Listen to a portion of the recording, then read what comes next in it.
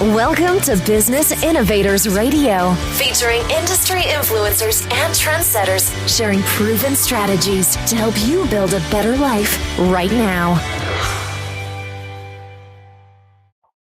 Well, hello and welcome to this episode of our program. This is Mike Saunders with Marketing Huddle, and today we are privileged to have with us David Mair with Soter Healthcare. Welcome to the program, David. Thanks, Mike. Good morning. It's a pleasure to be with you. Yeah, good morning to you, and let's catch us up to speed on what your business is and kind of the background of Soter Healthcare. Soter, Mike, is a destination healthcare firm. The industry is what many people call medical tourism. I'm not a big fan of the name, however, because it implies that someone is on vacation when it's a much more serious medical condition that causes folks to want to travel. And interestingly, Mike, it's a decision that people make all of the time. Destination medical care is simply choosing a doctor or hospital based on its quality or your ability to access it or the kinds of medical outcomes that it produces when it happens not to be the hospital or doctor that's closest to you. Got it. Okay. And you see a lot of those examples with, you think of Mayo Clinic or things like that, where when you think of a certain condition, you don't think to go down the road to your local ER or your general practitioner. That's exactly right, Mike. We see pockets of wonderful health care in places across America, and Mayo Clinic is a great example. In terms of cancer care, MD Anderson in Houston, there's great hospitals. One of the universals, I think, in business is that the best of everything isn't everywhere. Yeah. And what we've brought to the mix is a global network of hospitals. We've extended it beyond just the what's 2 states over to where is the best of the best, even if it's in another country. So when you think of certain, you think in business, the branding, you think about when you have a cold and need to blow your nose, what do you reach for? And most people say, a Kleenex. Well, you're not reaching for a Kleenex, you're reaching for a tissue, but the brand is Kleenex. So what is the brand solution to the problem your patients face? What are you known for? Why should they go, I need help with this. I need to go check out what Soter can do for me? Soter, Mike, focuses in a couple of very important areas for the patients and the families that we're privileged to be able to serve. The first is that we offer access to a global network of hospitals that are specialists in particular areas of medicine. One of them, for example, is one of the world's leading regenerative medicine hospitals, happens to be located about 90 miles from Beijing. And what they are doing with stem cell therapy for patients with neurological conditions, with spinal cord injuries, with traumatic brain injuries, is really nothing short of remarkable. The second thing we're known for are premier outcomes. We measure the hospitals that we take into our network based on their ability to regularly produce outcomes for patients that meet or exceed hospitals nearer where someone lives. Again, as one example, we're fortunate to work with the first teaching hospital in Tianjin, China. The first teaching hospital has statistically the best outcomes in the world in stroke rehab. And then finally, we're able to work with conditions and treatments that often aren't available where someone lives. I mentioned regenerative medicine. Another one of those happens to be a treatment for prostate cancer that utilizes ultrasound rather than chemotherapy or radiation, produces a higher tumor eradication rate statistically without the side effects of incontinence or impotence that men are desperately trying to avoid. And that most definitely would be something that would be in business called a competitive advantage, what sets you apart, because anybody can sell widgets or anyone can fix your car, but what really sets you apart is when you fill in the blank. So some of these things that you're mentioning are very distinct and premier in your industry. What would you say is another competitive advantage that someone should really tuck away and realize, this is what sets you apart? Maybe the biggest single thing, Mike, is that many of our patients and the families, again, that we're blessed to serve, have done a tremendous amount of research into the medical condition that they have, and in some cases into possible treatments. They simply don't know where to go to get them. And what we bring for those families who, again, have done a great job of educating themselves is the research, to have reviewed the procedure, to have reviewed the hospitals, to know where the best of the best are, so that those patients don't have to sort out the hype and the marketing from the medical reality. Yeah, and I think that sometimes you can just see that right off the bat, and it just feels like it's hype, and you kind of wonder about the level of care. And I think that the more confident and the more substantive that your results come from the care, you don't need the hype. You let the results speak for themselves. And I would also suspect that much of your business is from, positioning yourself as that authority, but then also the byproduct of that is word of mouth. Have you seen that as well? Most of our business, Mike, comes from people who find us on the web. And the second source, and it's interesting that you picked it up that quickly, is word of mouth. Mm-hmm. Our clients have appreciated the work that we've done for them. We tend to spend a great deal of time with them. And as a result, we end up with relationships rather than just business touches. And in the end, I think that serves us very well. Well, yeah, I think that if you did too much, I guess in the business world it would be called prospecting or sales work, all of a sudden now you're focused on recouping, your investment. And that then becomes a machine. And that's what many times the hospitals are accused of. I paid $20 for this aspirin. That's outrageous. And when you can have that exclusive kind of concierge type feel, you're spending more time with them. I've got a brother-in-law who was in physical therapy, and he had two sides of the spectrum where he worked for one clinic where it was just a mill. You would have to be in and out in whatever, 18 minutes or whatever the thing was, and it just grated on him because he felt like he's not giving them the proper care. And I think that when you're presenting that to your patients, they just immediately would feel that, and I think that should be just a natural, aha moment for them. That element of touch and trust is critical in our business, Mike, because we're talking to people about things in many cases that they've not considered before. When you begin to say, we can help you with the medical condition that you have, but the hospital that's going to provide the best results or the best probable results for you is in Seoul, South Korea, or it's in Cairo, or it's in Venice, or it gets even more challenging for some people to get their heads around it, it's in Beijing. Mm-hmm. But again, once they come to the understanding, as I mentioned a moment ago, that the best isn't everywhere, they begin to get a sense for the opportunity for them.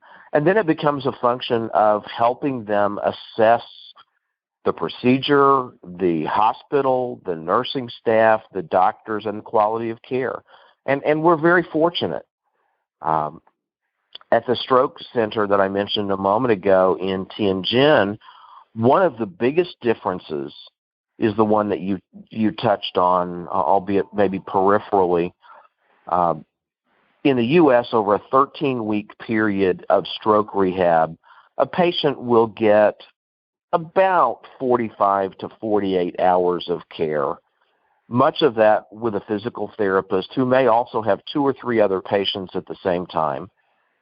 And over that 13 weeks, they might see their doctor 6 times for a total of about an hour.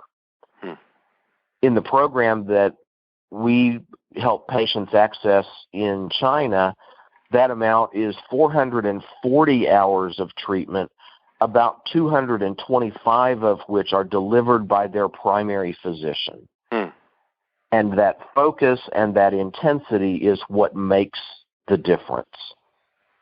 Yeah, I mean, you can't doubt the numbers. I mean, just the overabundance of personal touch and care is astounding when you lay it out that way. It really is amazing. And I come at this, interestingly as well, Mike, from a personal perspective. I mentioned regenerative medicine a moment ago. My first stem cell client was my niece, Kara, who has cerebral palsy. 6 years ago, it took me 10 months of research to get comfortable with the idea of raising that care with my sister-in-law. Took them about 10 hours to make the decision. And the improvement in Kara from then until now has been terrific. It's one of the best family decisions that we ever made. And one of the examples that I can give you, Mike, is that before her treatment, Kara had one vocal tone. It was monotone and very loud, almost yelling.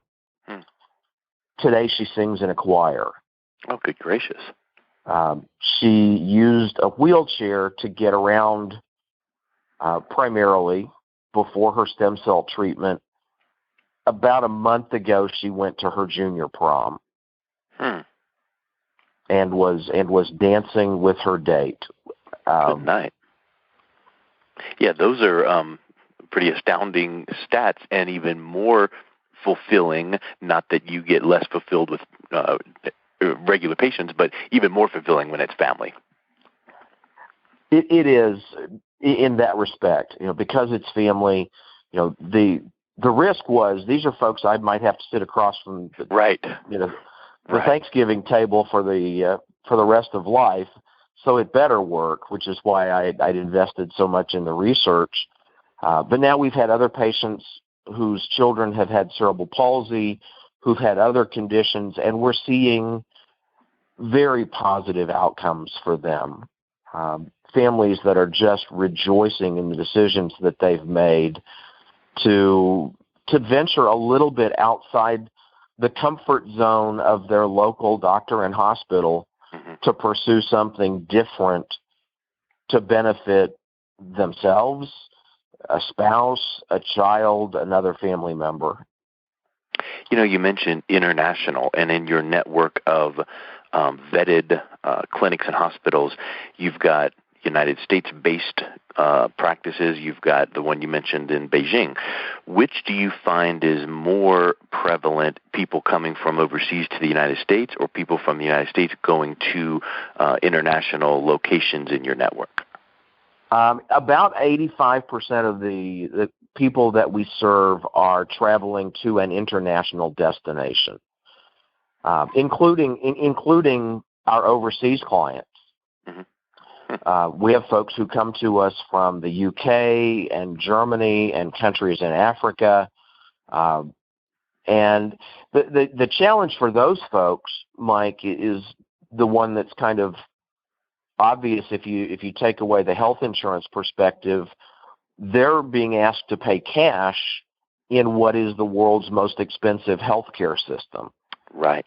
And so when we can find them an alternative that produces results that are as good or better, and we can't always, and I'll give you an example of that in a moment, they'll choose the international destination.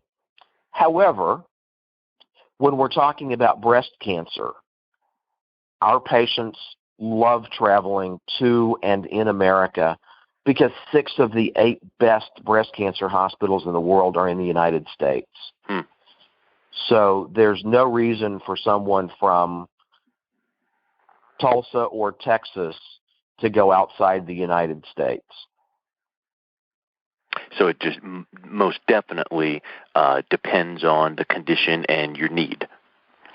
For us, it's entirely dependent on the medical condition. That's the first thing that we look at. So many of our competitors focus on the hospital destination. It's in a sunny location. It's by a beach. They market these things that I think are silly. They talk about cancer cabanas and recuperation resorts, and there's even one that markets a surgical safari. And I think the last thing I want to have after my appendix has been taken out is to go ride on the back of an elephant for half a day. Or even before, because it's like you're not even enjoying it because you know what you're preparing for. Exactly. Yeah, and I'm glad you didn't mention who that was because that's not the point, but it just almost feels laughable to, do some of those things. Now, as a nice touch, that's great to have some comforting surroundings, but to market it that way just feels like, let's get to the real problem and tell you how I'm going to, work with your healthcare.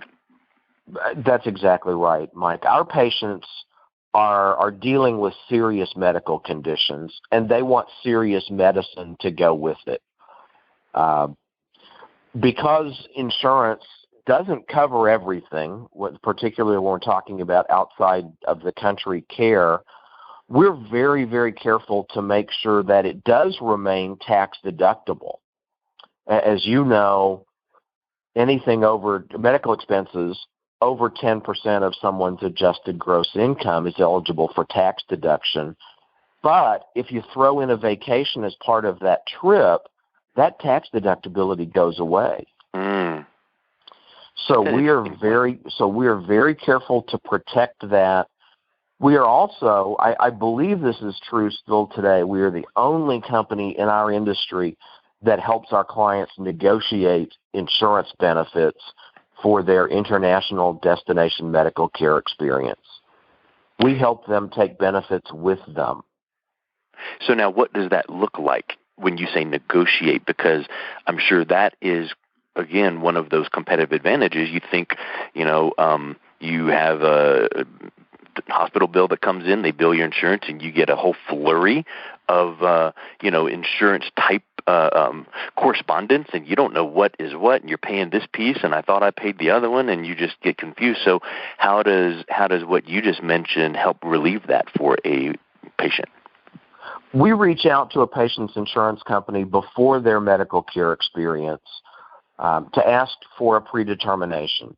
We ask the insurance company, tell us what you will pay for this, and oh, by the way, it's being delivered at a hospital outside the United States.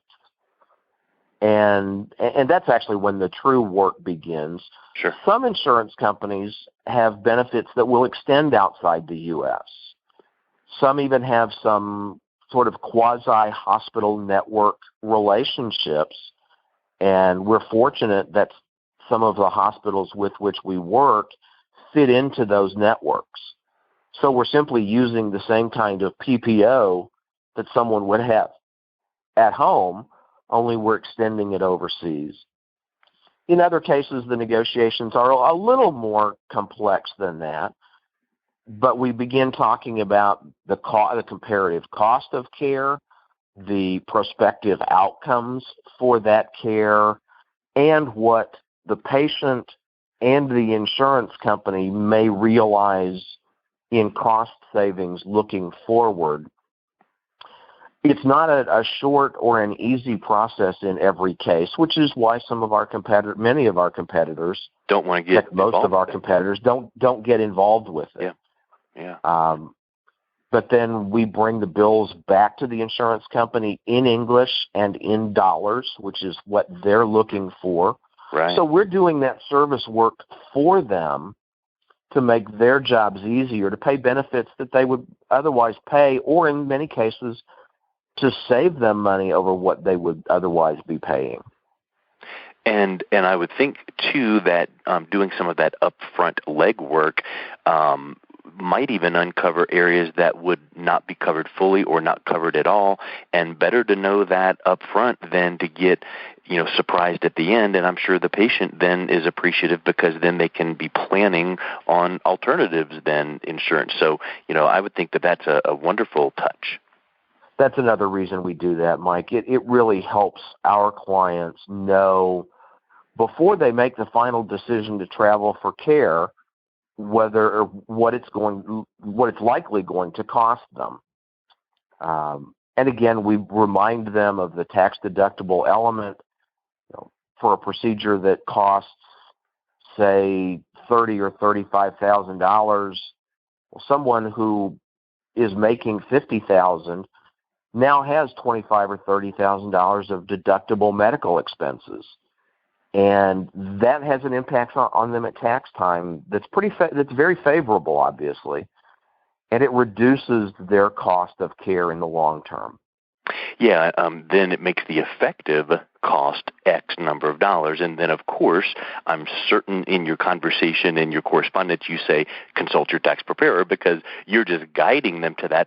But it really is actual dollars if then that works in their situation. But, what the insurance company pays and then what you have to pay, then combined in with your tax situation could be a lot less than face value, in other words. It certainly is much less in many cases.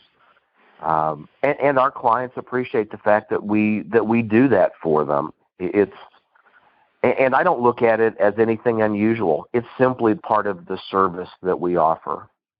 Well, it's kind of like this, and we'll wrap with this thought, and then I'll say, how can listeners learn more? Because this is very enlightening, and in the a couple thoughts that you have mentioned already, there's some big aha moments for me, such as, hey, those vacation-type places that you hear about might be working against you when it comes to tax time. And that, I think people get enamored with that shiny object, and they're like, yahoo, this sounds fun and good. And all of a sudden at the end they find out, oh, if I just done something different. So I think that things like that are very, very important. But I think the big thing to keep in mind is, if it weren't for your patients, you have no one to serve. And you've said the word serve a few times, and when you can approach business, because this is a business, but when you can approach the business from a servant's heart and serving that patient, they can feel that. And they can feel that they're not just another name on a ledger trying to bring in revenues. And all of a sudden, then these other touches, they feel are going above and beyond 10,000%, and you're feeling like it's just the right thing to do. That's very true in our case. One of the things, we're a faith-based company, Mike, and one of the things that people are often surprised to learn is that destination medical care actually appears in Scripture 5 times. And you can read a little bit more about that on our website. But we take that servant's heart. That's the business that we are fortunate to be in. And we feel truly blessed to be able to help families who have been told there's nothing more that can be done, or get used to dealing with this because it's not treatable. Now, our doctors and hospitals can't do everything, but we welcome conversations with people who've had that experience of being frustrated to talk about and to try to help the ones that we can. Yeah, you can't help everyone, but the ones you can make a massive difference in. And I think that's really, really a huge honor and responsibility. So for people that want to learn a little bit more about your great business, what's the best way that they can do that? What's the best way to reach you and your website? They can reach us, Mike, through our website at www.soterhealth.com. It's SOTER health.com. Or they can reach us by telephone at 952-454-3961. And we'd love to have a conversation with any of your listeners that are interested in finding out whether their medical condition can be cared for beyond what they've experienced so far. Excellent. Well, David, thank you so much for your time. It was wonderful getting to know you and your service. Mike, thank you for your time this morning. I appreciate the opportunity. You're welcome. Thanks for listening to Business Innovators Radio. To hear all episodes featuring leading industry influencers and trendsetters, visit us online at businessinnovatorsradio.com today.